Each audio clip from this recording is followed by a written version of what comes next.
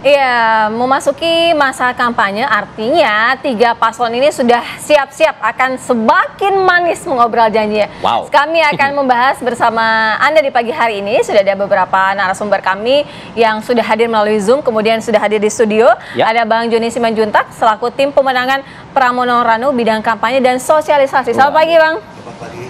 Sehat ya, Bang ya? Sehat. Kemudian juga ada Mas Gun-Gun Herianto, pakar komunikasi politik yang baru saja tiba. Nanti kami segera invite untuk berada di studio. Kemudian sudah bergabung melalui Zoom ada Ibu Siti Fadila Supari, juru bicara Darbakun. Selamat pagi, Bu Siti. Selamat pagi. Bu Siti tumben tidak datang ke studio nih, Bu. Iya. Aduh, tadi malam baru pulang jam 12. Jadi nggak mungkin pagi-pagi ini.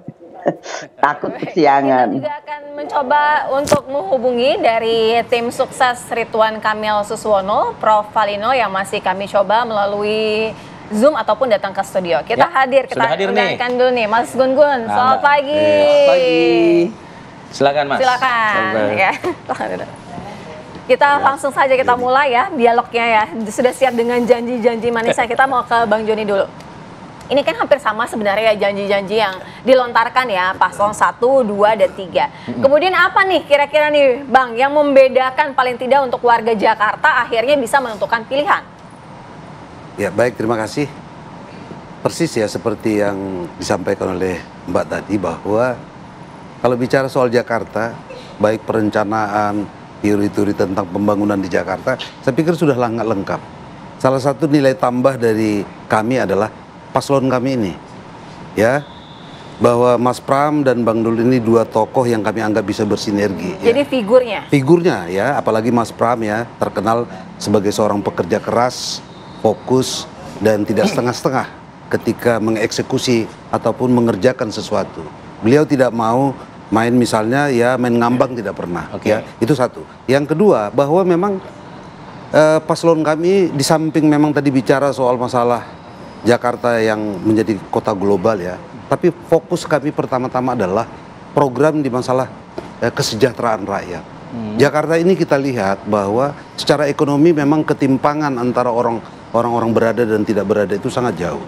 Maka paslon kami sangat punya perhatian terhadap masalah pendidikan, masalah kesehatan, dan persoalan masalah sosial ekonomi. Itu yang paling penting. Misalnya, kita sekarang mau mencapai katanya Indonesia mencapai yang namanya Jakarta Indonesia Emas 2045. Nah, oleh karena itu bagaimana kita mau mencapai itu? Jakarta harus menjadi teladan dan harus mampu di depan untuk menginspirasi provinsi-provinsi lain. Apalagi Jakarta ini kan punya APBD, sekarang aja di APBD perubahan hampir 86 triliun. Kenapa kita tidak mau memberikan perhatian kepada sektor pendidikan supaya sekolah gratis sampai kuliah? Baik. Jadi orang-orang yang tidak mampu itu bisa kita perhatikan.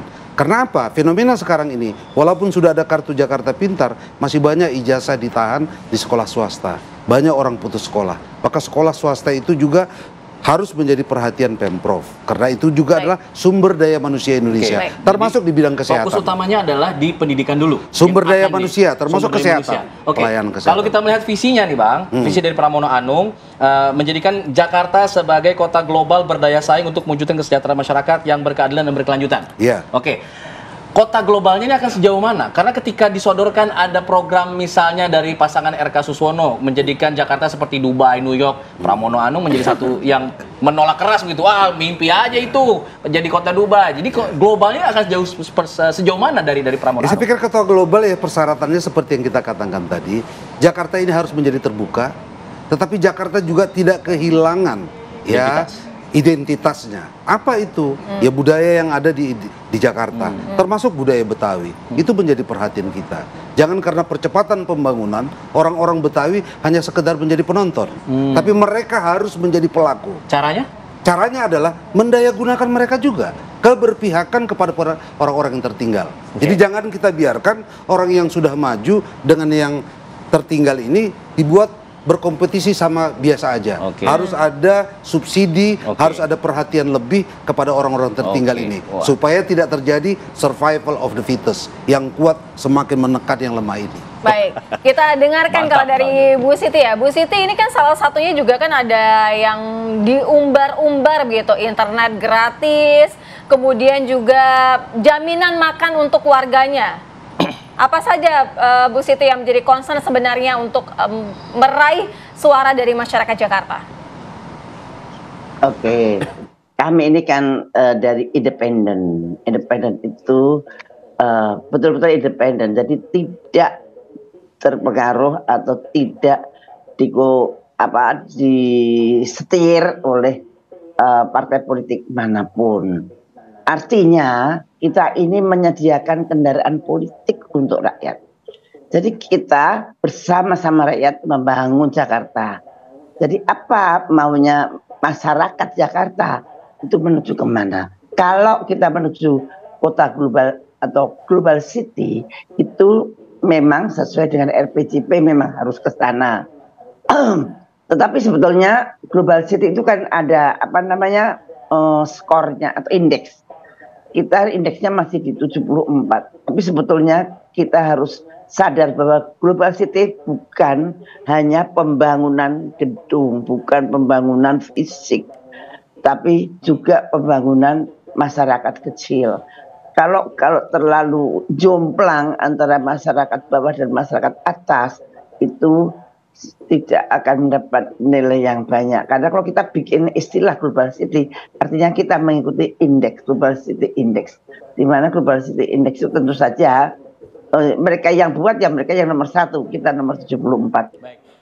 Nah, di sini kita bagaimana mengangkat masyarakat kecil tanpa sangat merugikan masyarakat yang tinggi. Jadi yang rendah dinaikkan, yang tinggi tidak diturunkan dengan drastis. Jadi kita supaya gap itu tidak terlalu tinggi sehingga bisa menggambarkan satu budaya yang sehat itu.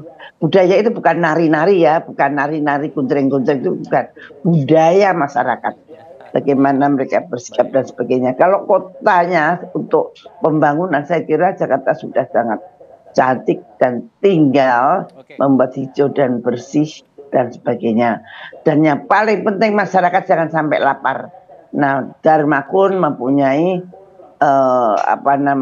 sikap-sikap tertentu, misalkan membuat adat karya. Jadi orang-orang mempunyai pekerjaan dan setelah mempunyai kerjaan mereka pasti akan bisa beli makanan dan tidak akan lapar. Dengan adanya pekerjaan maka masyarakat akan tenang dan kemudian akan membentuk suatu budaya yang sehat. Jadi beradab. Kalau lapar suka ngawur-ngawur. Dan di dalam pendidikan kami ingin 1 kakak itu 1 sarjana. Tentu saja dari yang tadi dikatakan dari paslon yang lain, pendidikan itu akan digratiskan. Ya, pendidikan gratis, bahkan 1 kakak kalau bisa 1 sarjana.